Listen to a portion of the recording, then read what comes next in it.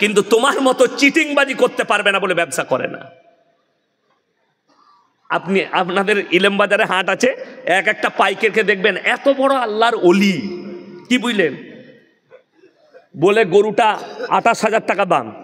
না গো, ওটা 22-এ হবে না। হারামখোর সে কঞ্চিটা নিয়ে গেছে, কঞ্চি করে মসজিদ দেখে দিয়ে বলছে মসজিদে দাঁড়িয়ে বলছি। কত বড় হারামখোর, মিথ্যাবাদী। হ্যাঁ, আমাদের খেতুরে হাটে দেখেছি। ঠিক বললাম না ভুল বললাম? আরে আমি নিজে ইলেমবাজার হাটে এইছি, কুরবানির সময় দেখেছি যে এক মালকে আমাকে বলছে মৌলী সাহেব মসজিদ আছে, কসম করে বলছে কিনেছি 18-তে, আর তার পাশের মালটা বলছে ও 15-ই কিনেছে। একদম ঝাড়া কাঁচা মিছে কথা, কি বুঝলেন? দিয়ে বলছে আমার ব্যবসায় বরকত হচ্ছে না, 40টা গরু বিক্রি করলাম কুরবানিতে। মৌলী সাহেব তারপর ভাবে মিথ্যা কথা বললে ব্যবসায় বরকত কোথা পাবি? নিয়ত নিয়ে কি করবি? আর 30 সেকেন্ড ইমাম লেট করে দিয়েছে, দিয়ে তার নামাজ ছাড়া গেছে, মানে 30 সেকেন্ড আগে জামাত দাঁড়িয়ে গেছে। তো তার যদি একটু ছাড়া যায়, নামাজে পড়ে আমি ছাড়া গেল, আমরা কি করবো বল? তুই জীবনে নামাজ পড়ি না, তুই ঈদ নিয়ে কি করবি? বে কথা বুঝতে পারেননি? ও জীবনে নামাজ পড়ে না, ঈদের নামাজ নিয়ে তুই কি করবি? তোর পড়া না পড়া দুটোই সমান। কোন রকমে এসে জুড়েছিস ওইটা। এই কুরবানির দিনে দেখবেন, বাকরা ঈদের দিনে ইমামের খালি সালাম ফিরাটা, ও লুঙ্গি ধরিয়ে আছে, আত্মা এত পড়ছে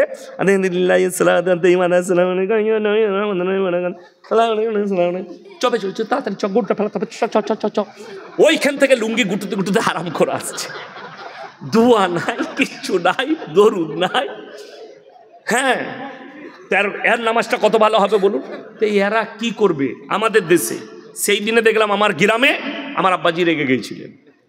নামাজ পড়ে বেরিয়েছি, জোহরের পরে জানাজার নামাজ, বেরিয়ে দেখছি 3 কাতার আউলিয়া দাঁড়িয়ে আছে, তারা ফরজ নামাজ পড়ে নাই।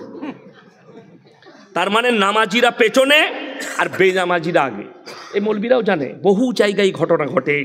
বেরিয়ে দেখছে যারা 5 ওয়াক্তের নামাজি তারা পেছনের কাতারে, আর 3 কাতার 4 কাতার হারামখোর দাঁড়িয়ে আছে, ইচ্ছাকৃতভাবে নামাজ পড়েনি, দাঁড়িয়ে আছে। বড় গুনাহ, উজু করে মসজিদের বাইরে দাঁড়িয়ে আছে, নামাজ পড়বে না।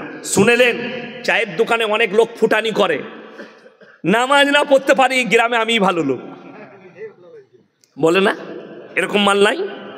শুনেলেন ইচ্ছাকৃতভাবে যারা নামাজ কাজা করে এবং তারা বলে নামাজ রোজা না করতে পারি আমরাই ভালো লোক, তারা কান খুলে শুনে নাও, কিয়ামতের দিনে দুটো রাস্তা, একটাই জান্নাতীরা প্রবেশ করবে, একটাই জাহান্নামীরা।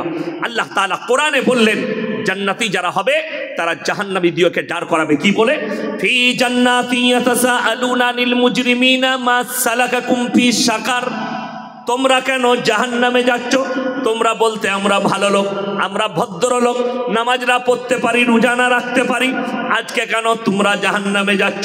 তারা 1 নম্বর উত্তর দেবে, ক্বালু লাম নাকু মিনাল মুসাল্লিন, আমরা নামাজি মুসল্লিদের মধ্যে ছিলাম না, ওয়ালাম নাকু নুতিমুল মিসকিন, আর আমরা মিসকিনকে খানা খাওয়াইতাম না। এই মিসকিন আর ফকিরের পার্থক্য আমাদের সমাজের লোক জানে না, আলেমরা ছাড়া। কেন? আপনি জানতে চাননি? কোনোদিন জিজ্ঞেস করেছেন এই মৌলবিদিকে, মৌলী সাহেব একটু বলে দেন তো হুজুর, ফকির আর মিসকিনের মধ্যে পার্থক্য? ফকির মানে যার কাছে কিছু আছে। এই বোম্বেতে গত বছরে ধরা পড়েল, ওই হাজি আলীর রাস্তায় ভিক্ষা করে, কিন্তু পুলিশ যখন যাঁচ করলো তার বাড়ি থেকে 5 কোটি টাকা বেরিয়েছে, ভিক্ষা করে জমা করেছে 5 কোটি। তার মানে ফকিরের কিছু আছে। আর মিসকিন মানে নিঃস্ব, কিচ্ছু নাই, ইলেম বাজারে হাটে শুয়ে থাকে, তার কিচ্ছু নাই, লোকে পয়সা দিলে তার দিনে খাবারটা জুটে, এর নাম মিসকিন। আল্লাহ তাআলা বললে তারা মিসকিনকে খানা খাওয়াইতে উৎসাহিত করে না। আপনি রাস্তায় যাচ্ছেন ইলেম বাজারে, কোনো মিসকিন আছে, বাচ্চা ছেলে, তার কেউ নাই, সে নিজেই জানে তার বাপ মাকে, সে আপনার কাছে হাত পেতেছে, দাদা কিছু দাও, ভোগ লেগেছে, তার মাথায় হাত বুলিয়ে দোকানে নিয়ে গিয়ে পেট ভরে খাইয়ে দেন। মিসকিনকে খাওয়ানো হবে, তারা বলবে আমরা মিসকিনকে খানা খাওয়াইতাম না, তাই আল্লাহ আমাদেরকে জাহান্নামে পাঠিয়েছে। ওয়া কুন্না নাখুদু মাআল কাঈদিন, এটা সবথেকে প্যাথেটিক এবং মারাত্মক।